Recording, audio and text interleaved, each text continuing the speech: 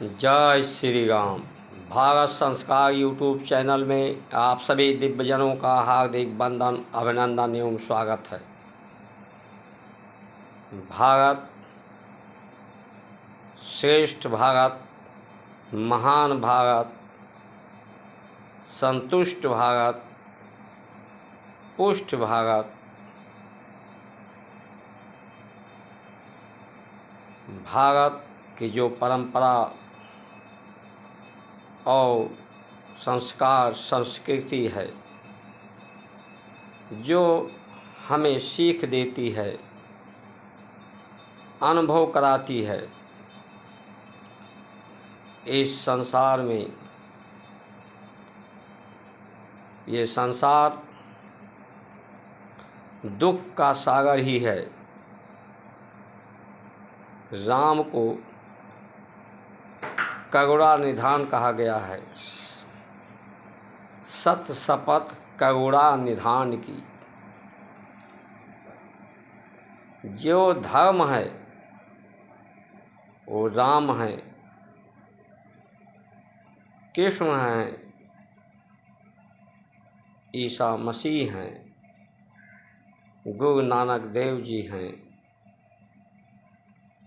पैगंबर हैं। अगर हम इन पर समीक्षा करें तो ये अनुभव होता है कि इस संसार में जो भी आया है, चाहे राम हो, कृष्ण हो, नानक जी हो, ईसा मसीह हो, मोहम्मद साहब हों, या आज के समय के राजनीति में श्रेष्ठ पदों पर तमाम प्रधानमंत्री, अनेकों राष्ट्रपति, अनेकों श्रेष्ठ अधिकारी हुए हैं, या कवि, या नेता, या अभिनेता, उन्हें इस संसार में जो उनकी चाहत है श्रेष्ठ होने की, हीरो बनने की, सुख को प्राप्त करने की, सम्मान को प्राप्त करने की, वो क्षण के ही मिला है। लेकिन जो संत रहे हैं हमारे राम, कृष्ण, ईसा मसीह, मोहम्मद, जो श्रेष्ठ कार्य जिन्होंने करुणा को, दुख को दुख के रूप में नहीं, उसी को निधान के रूप में, दुख ही संसार से सागर से पार करा सकता है। करुणा के द्वारा ही करुणा का निदान हो सकता है। इस संसार में राम के जीवन को देखें, श्री कृष्ण के जीवन को देखें, अपने संत महापुरुषों के जीवन को देखें। इन संसार में उन्हें क्या मिला है? दुख के सिवा उनके जीवन में कुछ भी नहीं मिला है। उनको वियोग और विरह की अग्नि में पूरा शरीर, उनका पूरा जीवन समाप्त हुआ है। इस संसार में जो प्राप्त करने की, प्राप्त हो सकती है, प्राप्त होने के उद्देश्य से जो सृष्टि और शरीर है, उसे हम प्राप्त नहीं करना चाहते हैं। जो प्राप्त हो ही नहीं सकता है, आज तक किसी को नहीं हुआ है, भविष्य में किसी को हो भी नहीं सकता है, उसी के चाहत में हम लगे हुए हैं। यहाँ ये संसार में, इस सृष्टि में सिर्फ आप सितारे बन सकते हैं, सितारे बन करके चमक सकते हैं, हीरो बन सकते हैं आप। ये जो लोग हैं, आप नायक बन सकते हैं। यही, लेकिन अगर आप कहें कि आप दुख को दूर कर सकते हैं, आप सदैव के लिए सुखी को प्राप्त कर सकते हैं, सदैव के लिए आप सम्मान प्राप्त कर सकते हैं, असंभव है। आज तक किसी को नहीं प्राप्त हुआ है, ना भविष्य में प्राप्त होने की संभावना है। जो दुख है, दुख के कारण ही आपका शरीर है, ये सृष्टि है। दुख नहीं होगा तो आपका शरीर नहीं रहेगा, क्योंकि दुख, ये जो अग्नि है, अग्नि के कारण ही ये शरीर में चेतना है। शरीर ऊपर उन्नत की तरफ जा रही है। शरीर को अग्नि के द्वारा ही, अग्नि तत्व के द्वारा ही इसका संचालन, इसको गति मिल रही है। जिस तरह से अग्नि कर्म रहित है, अग्नि के संपर्क में आने से व्यक्ति तत्व अग्नि के समान हो जाता है। अग्नि कुछ करती नहीं है, अग्नि का प्रभाव और स्वभाव के कारण तत्व अग्नि के समान हो जाता है और पवित्र हो जाता है। ये अग्नि ही हमारे शरीर में भी है, सृष्टि में भी है। जो अग्नि तत्व है वही इस शरीर को उन्नति के तरफ ले जा रही है। अग्नि ही आपके शरीर को विनष्ट भी कर रही है।